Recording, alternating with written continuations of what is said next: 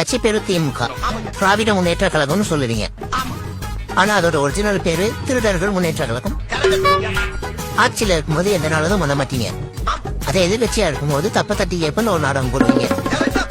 Election வந்தா புது ஓட்டு வாங்குறதுக்கு புதுசா ஒரு திட்டம் திட்டுவீங்க. இப்போ உங்களோட ஸ்டாலின் ஒரு ஸ்கீம் ஒண்ணு ஆரம்பிச்சிருக்கீங்க. ஆனா மக்களுக்கு தெரியாது ஊழலுடன் ஸ்டாலின் அப்படின்னு. ஓரணியல் தமிழ்நாடு மக்கள் உங்க கட்சியில இணைக்கலான்னு பாக்குறீங்க. அப்படியே மக்களுக்கு அது மூலமா பணம் பொருளும் கொடுத்து ஓட்டு வாங்கிடலான்னு பாக்குறீங்க.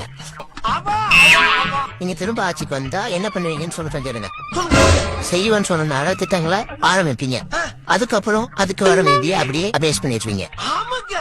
அடுத்த 5 வருஷத்துக்கு சங்கரி பருப்பு தாலி எருப்புன்னு தமிழ்நாட்டையே ஒரு வழி பண்ணிடுவீங்க. 5 வருஷத்துல 5 செஞ்சுரிக்கு தேவையான சொத்துக்களை மட்டும் சேர்த்து வச்சுப்பீங்க. ஆனா மக்களுக்கு என்ன நல்லதும் பண்ண மாட்டீங்க. நீங்க என்னையா ஜோசியர்?